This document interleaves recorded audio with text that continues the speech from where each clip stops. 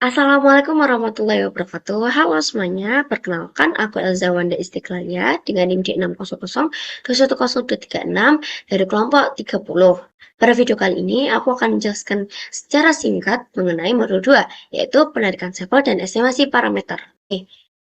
Nah, di sini kita akan belajar mengenai rekapitulasi data kuantitatif.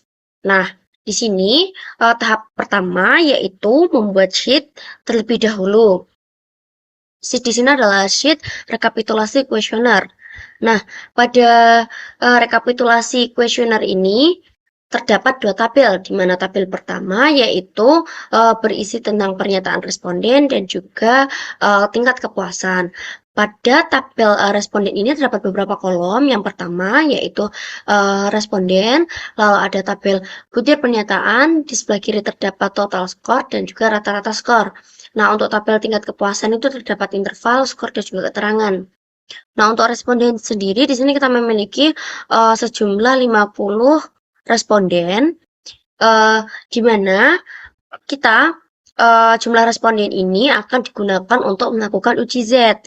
Sedangkan syarat untuk melakukan uji Z yaitu kita harus memiliki jumlah responden minimal sebanyak 30. Nah, dari syarat tersebut kita sudah memenuhi ya. Mengapa minimal 30 responden? Karena jumlah tersebut untuk mewakili sampel-sampelnya. Nah, lanjut ke tabel butir pernyataan. Pada butir pernyataan ini terdapat 11 pernyataan, di mana pada pernyataan ini berisikan skor skala Likert 1 sampai 4.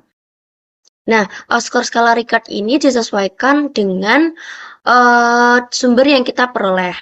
Nah, untuk total skor ini rumusnya adalah sama dengan sum responden pertama ke responden 11, lalu kita enter. Nah, hasil dari total skor ini kita klik 2 kali di bagian pojok kanan hingga nih kita cari sampai keluar tanda plusnya, lalu kita drag ke bawah, maka akan muncul total skor dari responden yang lainnya. Lalu untuk rata-rata skor, seperti yang kita ketahui pada modul sebelumnya, untuk mengetahui rata-rata kita menggunakan rumus average, yaitu sama dengan average dari sama seperti yang sebelumnya, yaitu responden pertama didrag sampai ke responden ke-11. Setelah keluar dari rata-rata responden pertama, kita lakukan hal yang sama, cari hingga ada tanda plus, lalu kita drag ke bawah. Nah, pada tabel tingkat kepuasan ini interval diisi oleh skor skala Likert dari 0 sampai 5. Nah, ini terdapat skor untuk 1 sangat tidak puas, 2 tidak puas, 3 cukup puas, 4 puas, dan 5 sangat puas. Kita langsung lanjut saja ke R tabel. Nah, pada sheet R tabel ini terdapat dua tabel, yaitu di sebelah kiri itu ada tabel R tabel, dan sebelah kanan itu ada tabel uji dua arah. Nah, R tabel ini berfungsi untuk pembanding pada uji hipotesis yang akan kita lakukan. Sedangkan uji dua arah ini kita gunakan atau berfungsi sebagai untuk mengetahui arah hipotesis kita itu apakah negatif ataupun positif. Nah, pada uji dua arah ini terdapat tingkat signifikasi, yaitu tingkat kesalahan yang terjadi pada penelitian ini. Nah, tingkat signifikasi ini bisa diketahui melalui beberapa cara. Salah satunya itu dengan menggunakan confidence level. Nah, confidence level yang kita gunakan di sini yaitu sebesar 95%. Nah, rumus dari tingkat signifikan ini bisa dilihat di sini. Pada tulisan di atas ini sama dengan 1 dikurangi 0,95 dari hasil confidence level kita tadi, yaitu 95%. Kita desimalkan menjadi 0,95. Dan N ini adalah jumlah dari responden yang kita dapat pada sheet rekapitulasi kuesioner. Nah, untuk DF atau debit kebebasan, ini rumusnya yaitu jumlah responden dikurangi 2, yaitu 50 dikurangi 2, alhasil 48. Nah, untuk R tabel ini mudah saja, kita karena sudah mendapatkan debit kebebasan, kita langsung scroll saja, cari yang 48 dengan tingkat signifikasi tadi 0,05. Nih, didapatkan 0,2787. Uji validitas ini digunakan untuk penguraian pada butir soal untuk mengetahui kevalidan debit soal, nomor butir soal, hitung, tabel, dan juga keterangan. Nah, pada variabel ini di kolomnya terdapat N, seperti yang kita sudah ketahui pada sheet tabel, yaitu terdapat 50 responden, dan untuk debit kebebasannya ada 48. Untuk confidence level yang sudah saya sebutkan sebelumnya, yaitu 95%, dan untuk nilai probabilitasnya yaitu 0,05. Nah, untuk tabel ini terdapat rumusnya, bisa dilihat di atas. Ini yaitu sama dengan TINF. Kembali lagi ke tabel, kita ke kuesioner, teman-teman, maaf. Ke ini di-drag sampai ke sini. Begitu ya, teman-teman. Nah, ini di-drag, lalu muncullah tabel ini. Nah, untuk tabel, maksud saya untuk tabel, ini menggunakan rumus B7 dari tabel ini. Maksud saya.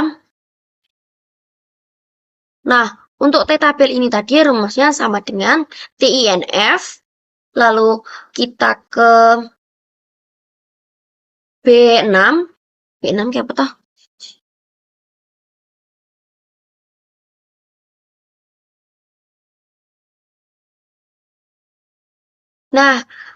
Nah, untuk tabel ini diperoleh dari rumus sama dengan TINF, nilai probabilitas, dan nilai dari debit kebebasan. Diperolehlah tabelnya segini. Lalu untuk tabel itu diperoleh dari, nih bisa dilihat rumus di atas, yaitu B7. B7 di sini tuh tabel ya, teman-teman.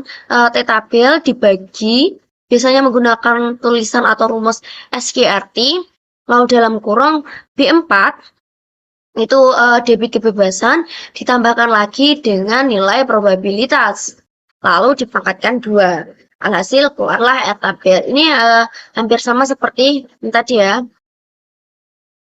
Lalu masuk uji validitas, R hitung itu hasil dari SPSS.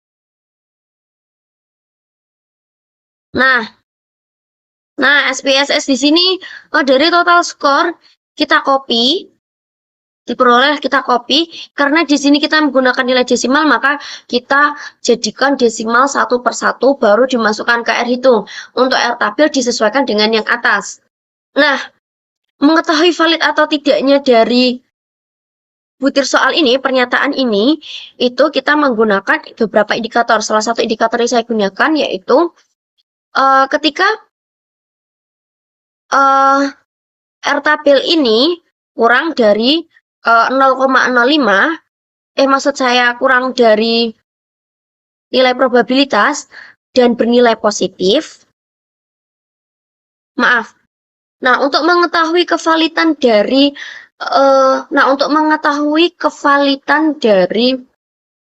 nilai butir soal ini, kita beralih ke SPSS terlebih dahulu. Nah, jika nilai signifikannya kurang dari 0,05 dan bernilai positif, maka pernyataan tersebut dinilai valid.